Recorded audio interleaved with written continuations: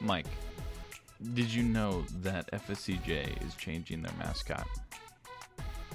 I didn't even know they had a mascot to begin with. They were the Blue Wave. Okay, I do remember the wave being a part of their name, but And before that, they were the Stars. I don't remember the Stars. That was a while back. Well, they have it down to a vote. Oh, they're okay. So what are the options we got for FSCJ? Our options are, and this was picked from a list of, I don't know, like 30 different mascot choices. I was a part of the voting process, as I think all students of FSCJ were.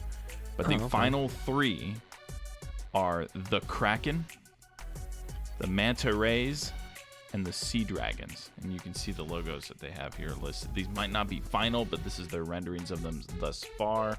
I would go with the Sea Dragon. Sea Dragon, how come? Kraken is just, I feel like, just a ripoff off the Seattle Kraken. I think it's too late to do that. Manta Ray, very similar to the Tampa Bay Devil Rays. Okay. And Sea Dragon, you don't really see that unless you see it in a minor league baseball name, personally. But I would go Sea Dragon. That's my vote. It's funny you say that because this person says Kraken, Seattle NHL, Manta Ray, killed Steve Irwin. Okay, but fair they enough. edited it because it was actually a stingray. But it's still a Ray. Yeah, it's still a Ray. And so they said Sea Dragons it is. I'm with you. I think Sea Dragons is the best choice. Kraken, again, is already used. That's right. If it wasn't used by the Seattle Kraken, I think it would be a very cool name. But I think Seattle Kraken own that name, and they should own it forever because that's a sick name. Oh, yeah. I think Manta Ray is a close second for me. But this logo that they have on the screen, it makes it look like a bat. I don't know. It looks like a cartoon. Well, yeah. I mean, they all do. No, it looks That's like the a style dinosaur. these days. It looks like a They're so dinosaur lame. with the wings. With wings. It literally looks like that. Yeah, I don't really love what they did with the Manta Ray. So I'm with you on the Sea Dragon. I mean, it's the Florida State College at Jacksonville Sea Dragons. You know, it's all going to be long no matter what you name them. But, yeah, just thought that was kind of interesting. What sports does FSCJ have? Or do they participate in? I mean, but not football. Yeah, football I know because UNF doesn't even do that. Yeah, they got a pretty damn good baseball team. Really? Yeah, they're a feeder to a lot of major colleges.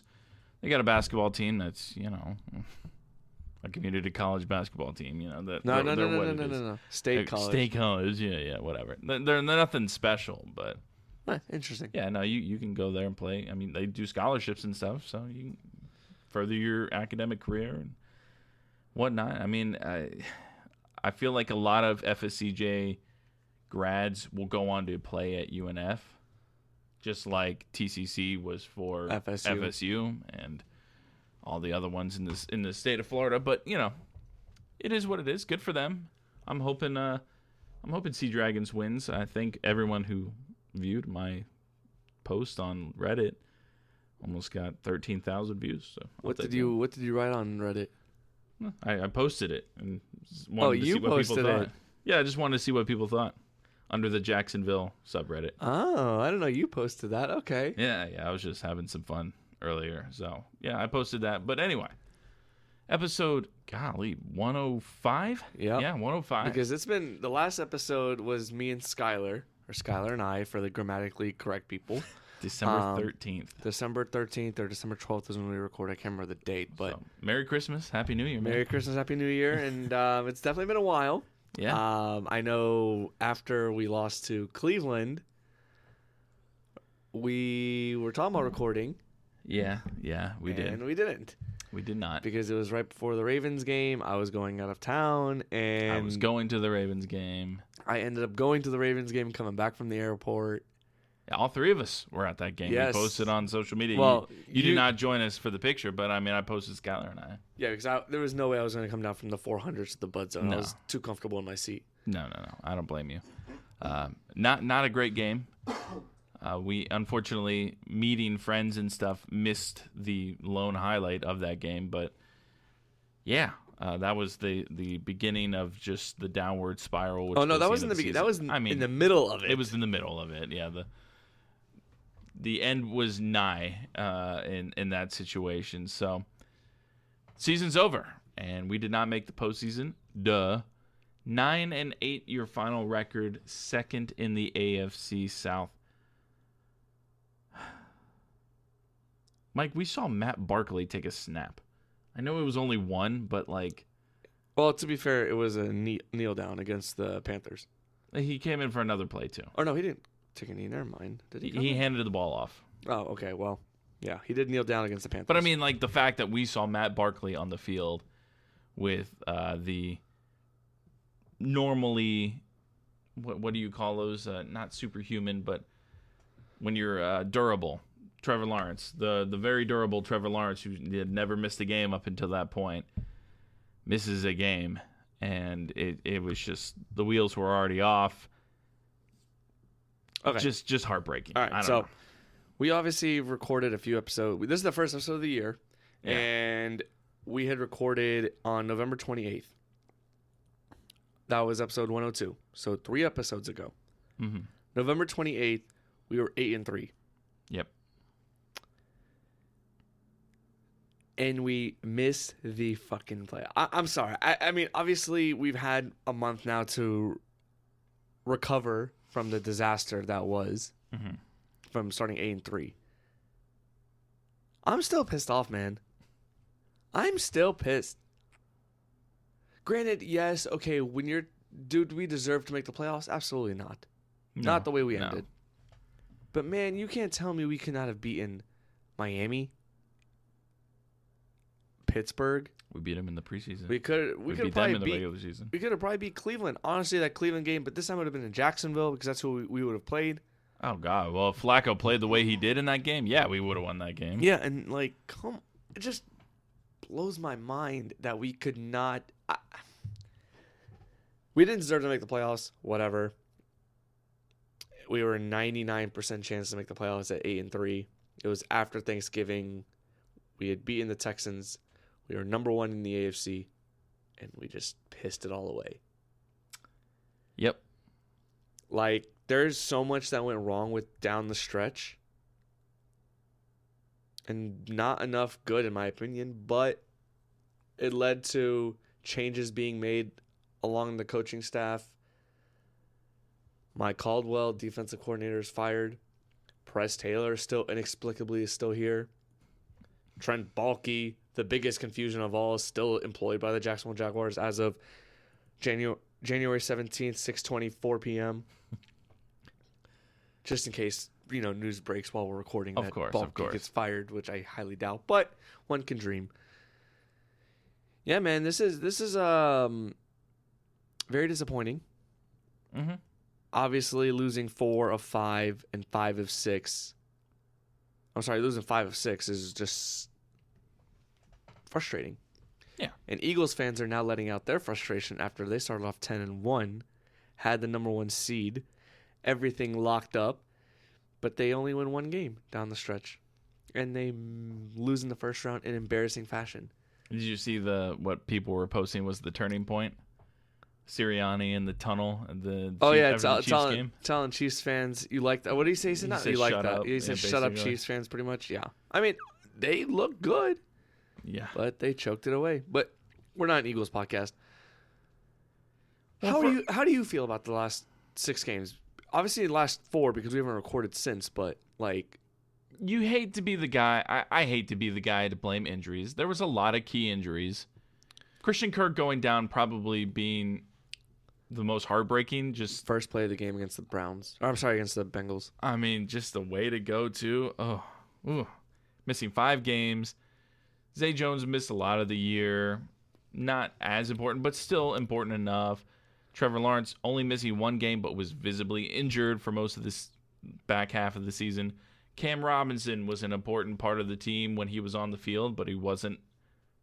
God, like 8 games I think he missed because of suspension for 4 and then injury for the other ones, and Agnew getting hurt and the O-line getting. There was a lot of turnover, and that really did not help this team. We really saw how little depth that we have, and especially at that offensive line position. And my question to you is, whose fault is that? That would be a personnel issue, and I think that falls under some guy named Baalke. I don't know. That's what I would say, but what do I know? I'm just an idiot football fan who, amongst thousands and thousands of other fans, agree with that idea. But that's just our thought process. Do you have any thoughts on the 30 turnovers this season? That's the 5th highest in the league. Finished with a -3 turnover differential. So, I'm having concerns about Trevor Lawrence. Okay. I feel like he's turning into someone who absolutely has to play hero ball for this team to win. And that's because the lack of talent on the offensive side of the ball. And what I mean by that is not the skill positions. I'm talking about the offensive line. Mm-hmm. Because the offensive line is not blocking long enough for Trevor Lawrence to make his reads. He's forcing quick throws, forcing mistakes, forcing throws to Calvin Ridley lately, forcing to Christian Kirk. Like, the lack of protection is a problem. Like, everyone saw the meme against the Buccaneers when Trevor's face gets completely smashed, and it looks like not as funny as the Drew Brees one, but yeah, it's bad. But or the Aaron Rodgers with the chin mask, strap. yeah. The Rodgers one is always epic because then people made memes with lightsabers coming out of his eyes. 28th in pass block win rate, 24th in run block win rate. Only 2 players ranked higher than 40th at their respective positions in pass block win rate. Let me say that again. 2 players ranked higher than 40th at their respective positions in pass block win rate. And that was Sheriff, who was 14th, and Fortner, who was 31st. Which is wild because Fortner is not good. Well, the center, you got to think the center position, you're going to be less likely to be beat around. I think the guards is a little more difficult, which gives Sheriff props for that. But I give him no props. He stunk this year. I mean, they all stunk this year, but except Anton Harrison, in my opinion. But that's another topic. We can talk about that in a minute. But with the second most runs in the league that went for no gain or a loss, we had a 120. We had a running game problem. And I don't know if it's ETN or the fact the offensive line couldn't run block long enough. I don't know. ETN had a great start to the year and then cooled off significantly. So I don't know, man. I'm just... This goes back to personnel. I don't understand why we still have Trent Baalke. I'm okay with letting go of Mike Caldwell, but my fear is that he's a scapegoat when the problem lies in the building still. And I think we've talked about this many times in the past. When there is a hot free agent target out there, we never feel confident that we're even going to be in the running for somebody. Because of Trent Baalke. Yep, Trent Baalke does not attract talent. I'm sorry. It doesn't matter who you have at quarterback and coach. And it's going to show this offseason when the Jaguars strike out. And I have a very strong gut feeling that we are not going to re-sign Josh Allen. We're going to let him walk or potentially even worse, franchise him because that's going to really piss off Josh Allen. And honestly, he deserves every damn penny he gets because he was a key factor for our defense. He was the best player on our defense, without a doubt, and helped Trayvon Walker develop a little bit. Finally, we asked for that from the beginning of the year. We did ask for Josh Allen to help develop Trayvon. Trayvon got over 10 sacks this year. So, like, it's a problem when Trent... I'm over it, man. I was very upset the first week and a half after the collapse, and definitely over last week. I just like, you know what? We don't deserve the playoffs, especially after seeing the Rams and the Lions play Sunday night. Yeah, we don't look like a playoff team. So I'm good with it. And honestly, I'm glad we didn't make the playoffs because we would have been potentially a first-round exit against the way the Eagles had their And I think the way you look at it, too, is we didn't make the playoffs, and that causes more concern in the front office. Like, hey, you know what? We didn't make the playoffs. We should have made the playoffs. Fans are going to be even more upset. Changes need to be made. I think if we made the playoffs, I don't think Caldwell would have been fired. I think it depends. Oh, yes, until we lose, and then that's a different conversation. Depends on how we do in the playoffs. But it's a lot easier to fire a guy because you didn't make the playoffs than making it. Yep, and I still think they fired the wrong guy. Baalke should be gone. I honestly, as I said earlier, I'm a little concerned about Trevor Lawrence and his ability. Like, he wants to play hero ball, but that's because of lack of talent. Do you agree or disagree with this statement going into next year? If the Jaguars go, let's say, 10-7, okay, they make the playoffs. Actually, no. Make the playoffs, first round exit. You can still clean house. They don't look. They don't look. If I agree with that, which means you think they should. They don't look like world beaters. They don't look like complete shit. But they're just like, and their wins are like squeaking by against like the Titans, who are pretty bad. And by clean house, I mean I don't think they're gonna clean house, but I think they should. You start fresh, get it done, whatever. I think the only way you don't clean house is if you make the Super Bowl. I don't trust Trent Baalke. It's really tough. It's really tough because we've gone through so many quick coaching changes. Man. Okay. How about this? Forget that scenario because that's a tough one. You miss the playoffs. You're 9-8 again. Yes. You clean house. Yeah. Then so your cutoff is if you make the playoffs, you try it again. If you don't, you clean house. And by clean house, I mean from general manager down to the water boy. Yeah, no, because I'm thinking head coach. I mean, people have. Of Peterson, course, we've had all this time because of the offseason starting early for us, but a lot of people have been digging up the Peterson past in Philly and why they ended up wanting to get rid of him. And it's I don't know. It makes me think of, and I know it's a completely different thing. It makes me think of Doug Marrone and how I liked him as a guy, but was he the coach that we needed? No, he wasn't. And at the end of the day, I'm glad we got rid of him. Don't like that we got Urban Meyer, but it was time for him. And I feel like I have attachment issues. I don't want to just shove Doug EP out the door because I think he came back for this job specifically because of Trevor Lawrence. But I also feel like he kind of came in handicapped because of the dipshit at GM. And the guy that he promoted to offensive coordinator. Well, to be fair, that's him. That's his guy. I don't think Peterson's ever going to let Trash Taylor walk out the door unless it's for a head coaching job. Simple as that.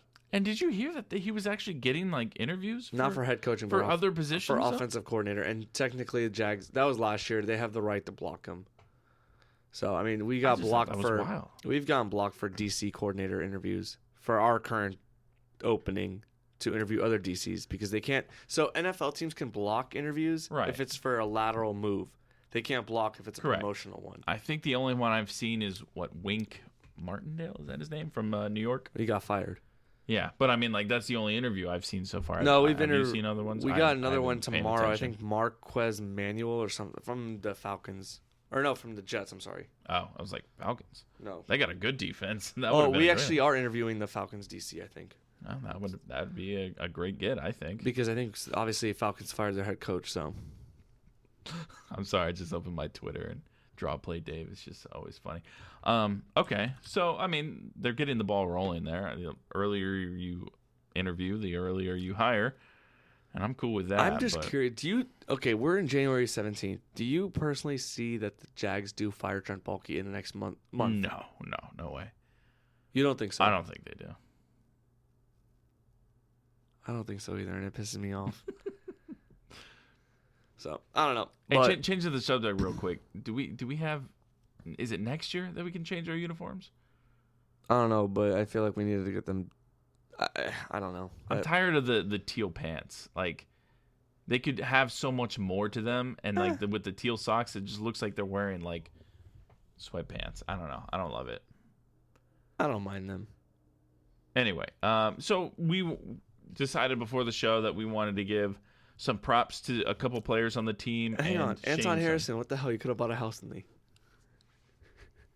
Oh, Anton Harrison bought a house. AKA Tonwick. I've never heard him call that. His first home. Damn it, Anton. Sorry, Long Live Dom beat you.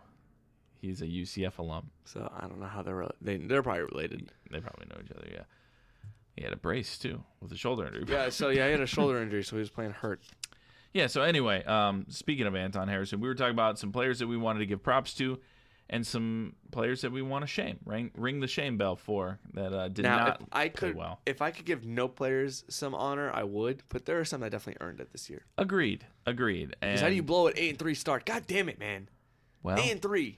Yes. You are the number one seed after the Texans game, and you blew it. God, I was furious Sunday afternoon. I know you were. But anyway. 2 Sundays ago, whenever the hell we played the Titans. Well, the first guy on this list that I'm giving flowers to, you can't really shame for because he's the long snapper, and that's Ross Matisic. Pro Bowler. Pro Bowler. All Pro. Forced a fumble. Looks like just like a bro that I'd want to hang out with. I don't know. He just seems like a chill dude.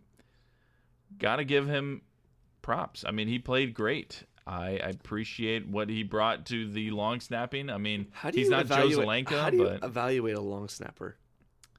well, if you think on punts, they're the coverage. gunner. Yeah, Yeah, they're getting down there quick. So if he's making tackles, I don't really know. Or if he's not snapping bad. I know. I I don't know. mean, to be honest, I don't remember seeing a bad snap. No, I can't think of one. Now there's time where the punter didn't Logan Cook drop one? I couldn't tell you. I No, don't yeah, it remember. was. I missed. Quite I a think few they games. missed one, but that was against the Browns. I'm pretty sure. But yeah, I didn't watch a lot of that game, so yeah. But he forced and recovered a fumble against Tennessee early in the year. So props to Russ. That's my first guy I'm giving flowers to. Who's your first guy you're giving flowers to? Mr. Josh Allen. Mm-hmm. The man had, what do you have, 16 and a half? 17 and a half sacks. Franchise record for a single season. Mm-hmm. The man, I think, is now second all-time amongst Jaguars. Probably. I think so. So, yeah, Josh Allen absolutely deserves it. In a contract year, he showed up and showed out big. So, I think he deserves a long-term deal in Jacksonville. I hope it's in the 4 or 5 year, $120 million contract range. I would love to see him stay here long-term. It'd be nice to actually have a player we drafted stay in Jacksonville. Oh, that'd be so nice. And not test the waters. Not go The be free Quincy agency- Williams and go be a Yeah, Pro Bowler all elsewhere. pro. elsewhere. Yeah, so it would be nice to have someone. And honestly, I was listening to Prisco and Baselli, and they were going off names. I can't remember who they said was the last one, but who was the last Jaguar that they drafted that signed a second deal here in Jacksonville? It's been a long time. You know it? You're I quizzing can't me? remember, but I want to say it was Mercedes Lewis. Golly, that's scary. I want to say, but I could be wrong. But yeah, Josh Allen absolutely deserves the payday, and hopefully he does stay in Jacksonville a very long time. Jeez. Man, that hurts my heart thinking about. Well, I'm going with another guy that I think was a first-round pick, 27th overall, from Oklahoma, Anton Harrison. I'm giving him flowers for the season that he had. He was thrust into the starting position because of Ding Dong and his suspension, and played every game, started every game. And I appreciate what he did on the field. He had some of the best numbers. I'm not good with numbers, remembering them. But Demetrius Harvey, I know, did a lot of good talk about what he did for the team this year. And I love to hear that. I love to hear one O-lineman that actually played pretty well. So thank you, Anton Harrison, for what you did. Hopefully for years to come, you'll be doing the same. And your last guy. My last guy is Foyesade Aluakon. Yes. The guy is an absolute stud, man. He is always there making tackles. I don't believe he led the league in tackles this year. He did not, no. So his quest for a three-peat did end this year, but the man's an absolute beast. He finished actually 4th in tackles, 10 behind leader Bobby Wagner, who is an absolute legend. Wait, so he finished 10 behind the guy who had the most? Yes. Damn. Yeah. You know how many missed tackles he had this year? Don't tell me he had 11. He had 22. Oh, well. Okay. Which was tied for the most in the NFL. Yeah, so he could have had it, but, I mean, it's okay. Aluakon was an absolute baller. He is an MVP. If it wasn't for him, God knows what our defense would look like because our secondary is complete trash, which we'll be touching on in a minute. Yes. But, yeah, Foyesade Aluakon, Foye as everyone calls him.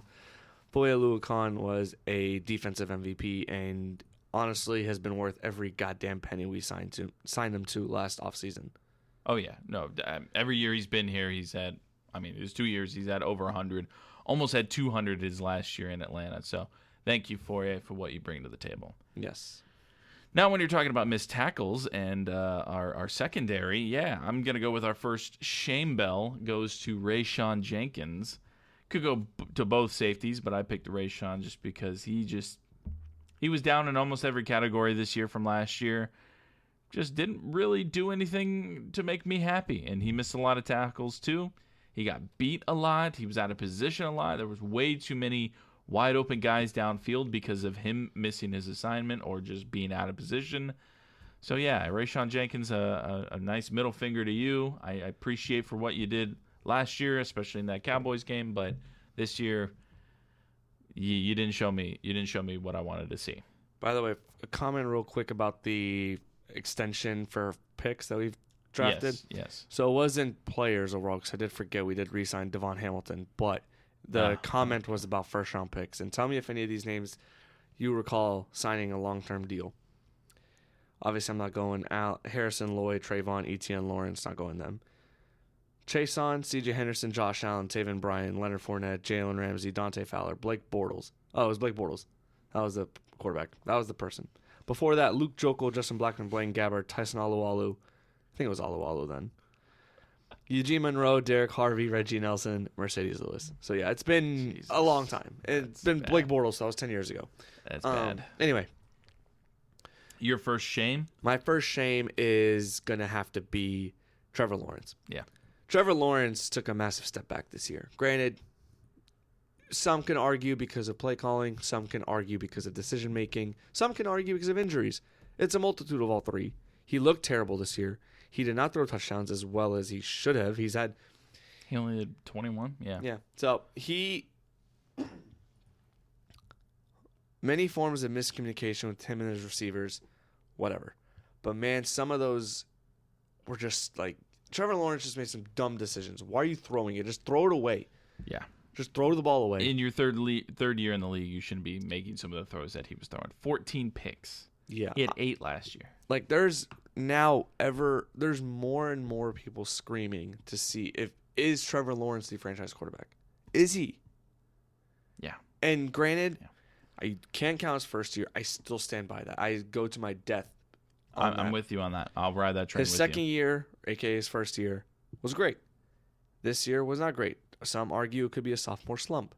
Maybe. But man, he looked bad this year at moments. In some moments, he looked like, okay, what the hell was that throw? It was amazing. Mm-hmm. That's the Trevor Lawrence we know and saw in Clemson. Now, will it change over this offseason? I don't know. But mark my words, this is the most critical offseason of Trevor Lawrence's career. Agreed. If he struggles next year, he is not getting an extension in Jacksonville. But they do have to pick up that fifth year option in the offseason. So I expect him to be in Jacksonville for another 2 years at least. So we'll see.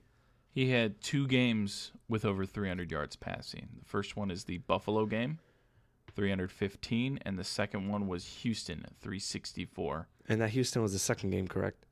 Yes. The Houston was the second one, correct. Yeah, he doesn't throw the ball. He doesn't go deep. And that's another thing. That goes back to play calling. I don't know if it's because of play calling or the offensive line. And also, offensive line and some of the receivers that we have aren't the guys that are just going to run down there and go catch the ball. And can we stop with we miss Marvin Jones? Marvin Jones literally just retired. I've not heard that. Like, he's done. I've heard it way too much. Crazy. Like, Marvin Jones is better than Calvin Ridley. I'm like, stop. Yeah. So, yes, it's not because of Marvin Jones that Trevor Lawrence is struggling. Granted, Marvin Jones is a very good player, or was a good player. He retired. But, like, come on. Calvin Ridley's Calvin Ridley. Yeah. So, my next shame is going to be Luke Fortner. Let's look at his offensive grades here. So his offensive grade was 44.3. That was 36th out of qualifying 37 centers. His pass block grade, 54.9, 21st out of 36 centers. And his run block grade was 40, 37th out of 37 centers. Bro, he was bad. He was really, really and honestly, freaking bad. The play that defined his season was that 4th and 1 call against the Titans when Trevor Lawrence tried to do a QB sneak. Yes. As soon as he snapped it, he got bullied. Which, I won't even get into it. Go ahead. I was going to say, if they'd spotted the ball correctly, he would have been closer. I don't know why the Jags did not challenge that. Yeah, anyway. But, Luke Fortner just was a revolving door, just really looked weak out there and just really was not the anchor that Big Lips Meester was back in the day. Missed that guy. And I miss, who was our last center that retired? Brandon Linder. Man, yes. I loved Linder, but we get spoiled with 2 centers. I guess we couldn't get a third. So, who's your next one? Mine is Tyson Campbell. There you go. Tyson Campbell did not play well this year. He got beat way too often. He only really had one highlight this year, and that was the pick against Anthony Richardson early in the year. Mm-hmm. But other than that, he did not play good. He got beat way too often, got hurt, so I do cut him some slack. But, man, when the Jaguars tried putting him in after being hurt, it was a disaster. He got torched by Jamar Chase. Oh, yeah, he did. Like, that game, I remember watching, I'm like, oh, that's not a good game. Like, Jamar Chase absolutely went the hell off on us. Yeah, you don't rush a hamstring for a guy that's going to potentially get beat, but that's what they did. And that was not a great look for Tyson this year. No, it was rough, but, I mean, Jamar, like I said, he had 11 for 149 and 1. That 176-yard bomb was just a go route. He got beat. So, yeah, Tyson Campbell and Trevor Lawrence, there's a common factor between them. Tyson, they actually held out of multiple games. They did okay without Tyson Campbell. Yeah, 11 games for Tyson. He played 11. And I think they won 3 of the 5, whatever. They rested him. However, his injury was a hamstring. Trevor, when he got hurt, is when it kind of went sideways. Yep. And personally, I think they should have not started. They should have not played him after he got the concussion. No, they shouldn't have. Because it was first the knee early in the year. Then the bye week came. And then what was the next injury? Was it the ankle? Yeah, the ankle against the Bengals. The Bengals game. Just don't play him the next week. You'll be fine. The Browns game was a wash. We lost anyways. Trevor looked like complete dog shit. Yeah. And then he got hurt. Yeah, he got hurt again. Concussed. So. And then he came back. Yeah. And then he got hurt again. Then he hurt his shoulder. Then missed a week. Like, if you did not play him against the Browns, I think he would have been fine. But no. That goes also up to Peterson being an idiot. So, I don't know if it's Peterson or Lawrence pressuring the situation or what, but or Jesus just a Christ. lack of trust in Beathard. This season was a complete Beathard. Sorry. disaster. So, I'm just glad the season's over with. 2023 is done. We are putting in the rear view mirror with clown masks on, so I mean, the honorable mentions for giving the flowers is Trayvon Walker, who had 10 sacks. Parker Washington played well in necessary situations. And our shame could have been anybody, but we had Devin Lloyd, who Devin Lloyd, I put him as my shame because he made some bad plays, missed some assignments. Like, he looked lost at some parts of the year. I was like, I don't know if he's catching on. And mine is Chad Muma, who just couldn't see the field because he sucks so bad. So guess what? Linebacker. Yeah. So also you can make a honorable mention for a sham. Not even shame. They don't deserve that E. Rayshon Jenkins, what the hell? He sucks. Missed so many tackles. Rayshon Jenkins was one of my shames. Oh, I was too busy. Yeah. That's how bad he was. It's okay. I want to do one more time before we put the nail in the caution. To you? I think I was looking up the. You were looking up the thing that you interrupted with about the first round picks. Yeah. Anyway, the highest rusher in some of the games this season. I just want to go through a few of these. Atlanta, ETN. Most of these are going to be ETN unless I specify otherwise. 55 yards. 55 yards against Indianapolis the second time we played them. 59 yards, that was T-Law against New Orleans. Yikes. 35 yards in the San Francisco just dog shit game. One, I throw Trevor had 185 yards passing that game. 52 yards for ETN the next week, Tennessee at home. 56 at Houston. 45 Cincinnati. Here comes the losing games. 45 ETN, 35, 41 Lawrence, 29. Yeah. It was bad. It was the running game. Then you get the 100-yard rushing against the running game completely disappeared after the bye week. Completely. Yeah. Grant, running game, ETN was a factor, but man, he just struggled. I don't know what it is. Maybe he's hurt. I don't know, but again, a lot of O-line woes. If you can't even get to the line of scrimmage, it's hard to find the hole. So yeah, that's true. He had 1,000 yards still. I'll give him that. 11th in the league. I guess props to that, but yeah, 9th in touchdowns with 11 at his position. But still, 267 carries, 4th in the league. I got a question for you that's not related to ETN, but it's related to the offense. Go for it. Do you bring back Calvin Ridley? This is obviously January 17th. Again, I'm bringing up the date because I really hope Bulky gets fired in the next few minutes. But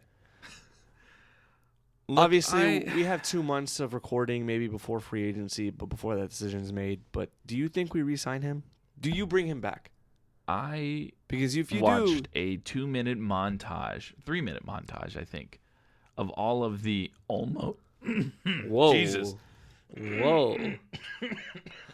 Keith had a little tickle in his throat. A little frog in my throat. Hang on, I got the water here real quick.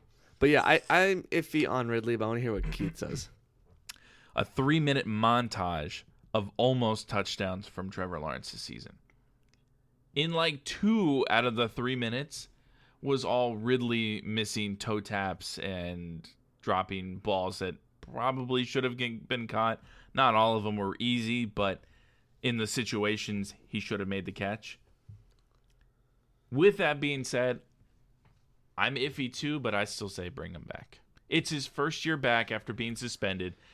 Yes, he said, all the talk that he had, he was really high on himself. He didn't perform where he should have been, but I still think you bring him back on maybe a 1, maybe 2-year deal max and see what he can do for you. Do I think he's a number 1? No, but I think he's still a guy that can do good stuff for us.